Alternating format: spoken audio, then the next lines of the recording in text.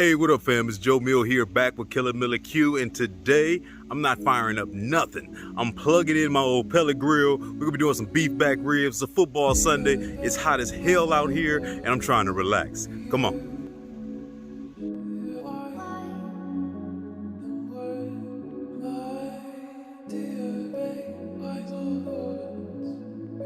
And today's video starts off as you see with a little bit of ribs in my life. It's gonna be an easy cook. It's actually gonna be my first time trying to do a nice beef rib over there on my pellet grill, the old Green Mountain. I have nothing but faith. However, I'm curious to see if it's gonna end up with as much smoke and everything, and if I can get a nice good crust on the outside and good color, just like I can over there on my Lone Star. We putting the baby to sleep today. It's a football day. Beautiful morning out here in AZ. Not as hot, but still blazing with this sun. We're gonna get this thing seasoned up. It's gonna be a super easy cook, nothing crazy as far as the prep or anything like that. You can see I literally was in the grocery store doing another bit of shopping for some other things and saw this beef rib, beautifully priced, good looking striation. Whenever I can see the marbling and everything through the package while it's sitting there frozen, usually that'll be something that I want to grab. So I had to grab this baby. Like I said, it's a football Sunday. I figured it'd be a good day to kind of get this going. As far as this beef rib, we don't got a whole lot of prep work or anything like that. You can see a little bit of that silver skin still left on there as they was kind of peeling it off. If we get to digging into this thing, we would truthfully gouge the meat up out of it. Really, you got your meat in between the bones on this beef rib right here versus sitting on top like the beef plate rib. So really, we're gonna leave it just as is and put a whole lot of smoke on this baby after we get it seasoned up. I'm also gonna be leaving that membrane on the back. It'll help kind of keep this thing a little bit intact. On my beef ribs, personally, I like to leave it. You can take it off if you want. However, they probably will fall apart by the time you get this thing done. While you see I got me the good old-fashioned Malcolm Reed's Killer Hog sitting out here, this is not Malcolm Reed's Killer Hog recipe or should I say seasoning. This is that A.K.A signature 110 rub. Okay, this ain't nothing but salt, pepper, and garlic, man. Nothing too crazy, but usually great on some steak. Pretty much predominantly pepper, about 60% of that, and then you're looking at about 40% of it being salt and another 10% being just some good old-fashioned granulated garlic. So nothing too crazy. Maybe you'll see it on the shelf one day. I'm about to season this baby up. I'll let you see what it looks like. We're gonna let it chill out and come up to temp a little bit more, and we're going straight to the pit. There's the old fat side. You can see some nice thick fat on there. Just kind of patted it dry. Make sure you don't got too much blood or moisture on there. And I'm not gonna go too heavy on this side because really it's gonna just sit there and we won't be biting through too much of that. However, I always feel bad unless I season both sides. So I'm gonna start on this side, flip it and get to the pretty. Here we go. Not too heavy. I don't want to burn up and say and waste all my rub, you know what I mean? But like I said, I got a little something on there. You end up sucking on those bones on the end. So I want to make sure that we got everything nice and flavorful. Let's flip. Here we go. Everything's nice and pretty, nice and crusted. Good old-fashioned pro tip, especially when you're using that 13 mesh or 15 mesh, whatever the hell, pepper. Make sure that you take a little time as you over there on your seasoning, reshuffle everything up. A lot of times you'll find some of those bigger granules sneaking to the bottom and some of that other stuff sneaking out first. So I don't want to end up with all my garlic out here on my meat, and I don't want none of that pepper to get on there or all the salt to come and the pepper sit back. So mix it up along the way. You'll get you a good blend. But we're gonna let this hang out. We're going to the pit. All right, the sounds of football are behind me. This has been sitting out, I don't know, 20 minutes or so out here in 90-degree plus heat. We tenderoni. The meat's been chilling out. The rub has had a chance to adhere and also start to soak into this meat. My grill is sitting at a clean, smooth 250 with them good old mix of pellets from Costco in here. We're gonna toss this baby directly into the rack here into my Green Mountain grill. And we're gonna see what we can do. All right, so I'll bring you back here. Maybe we end up looking at this thing in about 1 to 2 hours. Nothing too crazy, no rush. It's gonna be a minute. I'll see you. 2 hours, 22 minutes, still rolling at 250. Let's take a peek. I'm sure it's about time for me to get a little spritz on these things. You see they starting to bend up a little bit, starting to change in shape. But we got a whole lot longer to go. So that's all I'm gonna do.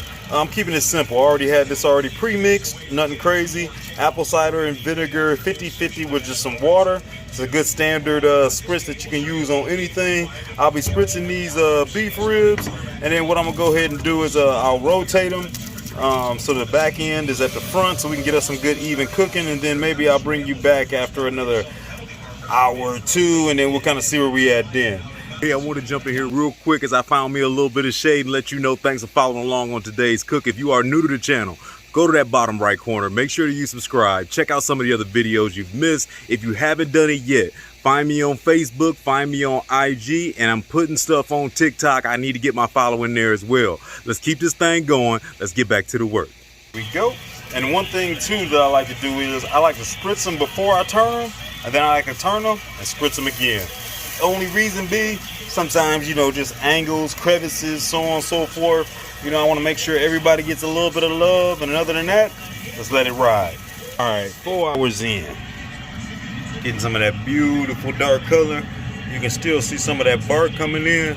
So I've been in here a couple times since y'all been gone. The one thing I do, just like if it was a brisket, you know these areas where you're getting this pooling, where it's a little bit of liquid coming off, let those go ahead and drip off. They're not going to allow you to have too much of a bark. So I'll tip those over, let that temp off. Other than that, the rest of the areas, the darker areas, those are going to be the areas that I'm going to actually make sure that I spritz a little heavier, and I'm kind of pointing at them right now. And then the areas where it's naturally based in itself, I'll make sure there's no pooling, but other than that, let it be. So I'm about to spritz this. It's still got plenty of time to go. I'm going to get a quick temperature check, but we trying to go up to 200 plus, so we're going to wait till it's tenderoni.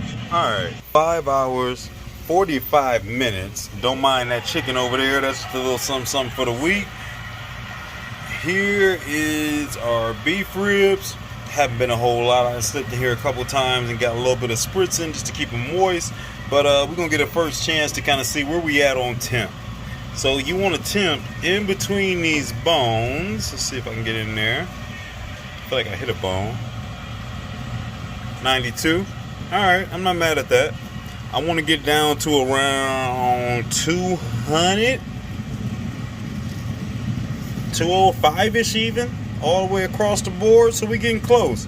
It's been a minute, but we're going to let this thing keep on going. Still rolling at 250. I'm going to spritz them. I'm going to rotate it, and I'll let you know. Okay, got that spritz in real quick. We still at the same temp, but with that said, keep in mind that now we're going to be going, you're going to get a darker rib. We're trying to get all the way up to 205. We not too far away, but we got a little bit of a ways to go, but I'm in no rush. So I'm gonna sit here on this 250. I done gave it its spritz. We gave it a rotation, and we're gonna let it go ahead and work out. 6 hours, about 40 minutes. Color wise, smoke wise, these babies are where we want to be, but I just kind of give you a peek right in between the bone. 162,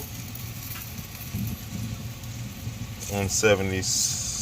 Let's try down here. Right in between is where I'm poking at. 180. So we easily 20 plus degrees from where I want it to be. So let me grab some butcher paper. Let's wrap this thing up. I'll give it a rotation. Okay, over 6 hours of good old fashioned smoke. We got us a little bit of you can tell by the edging and everything that we have set up a little bit with our bark. Now what I'm about to do is, you can see we are sitting out here on some butcher paper. These babies is gonna go meat side down, which this will be the meat side. It's not a whole lot of meat, even though it's technically in between the bones, but this will be meat side down. And then what I got over here is a little bit of this liquid gold. We're gonna go ahead and give it a nice little dousing of this tallow. Put it meat side down, and then we'll hit a little bit on the back side, wrap it up nice, and then we're going back to the pit. All right, so we've been rolling for damn near 7 hours at 250. What I'm gonna go ahead and do, especially because I got that chicken in there, I'm gonna go ahead and pump this up to 325. At the end of the day, we got all the smoke we need on those ribs. We got them wrapped up. We got a little bit of tallow on there. We want to get these babies up to 200 plus. And then just for FYI, with this chicken, it got plenty of smoke in there. Now I'm trying to get that skin crispy and go ahead and get it done. So it's been rotated if you care to know. But this is the main cook. Let's make sure that we get this thing done. I'm not worried about the heat. We got it wrapped up. Let's make sure we get to our temp. All right, 8 hours in, I just got a chance to temp these babies out, and we look like we're about where I want them to be. I like that. There we go. I wanted to get to around 205, 208 should do it. Let's pull these babies off, and we're gonna let them rest for a little bit, and then we'll get a taste. All right, these babies had a check-in to chill out for a minute.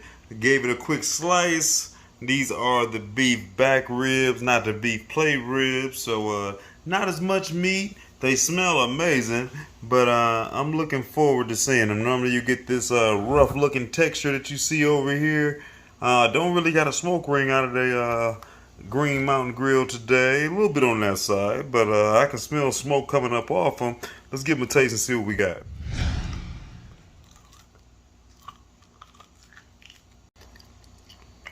Okay, let's got a little bit off the top. Let me find a more meatier spot.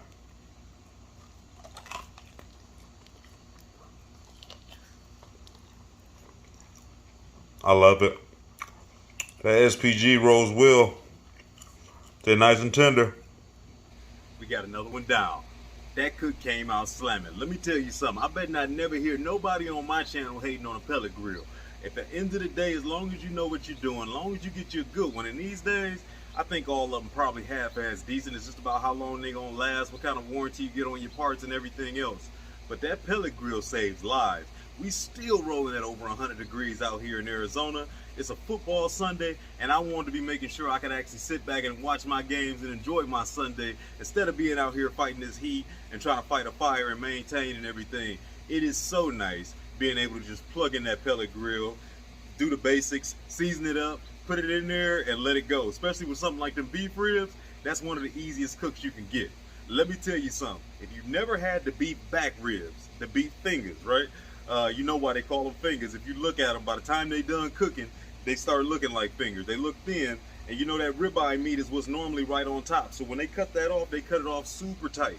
So usually there's not a lot of meat on top of those bones like a normal beef plate rib or something like that. But I tell you what, in between them fingers is gold.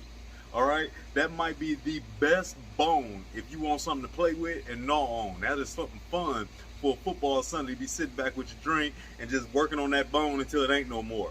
If I still had my dog, those would have probably been the best bones for him in the world. But with that said, RIP to my boy Chad, and then we're gonna keep this thing moving. They end up taking us roughly about 8 hours. I think I went 7 hours at about 250, slow and easy. Then once I wrapped them up, I was putting that chicken on there as well for my wheat. So I went ahead and kicked up that temperature to about 350.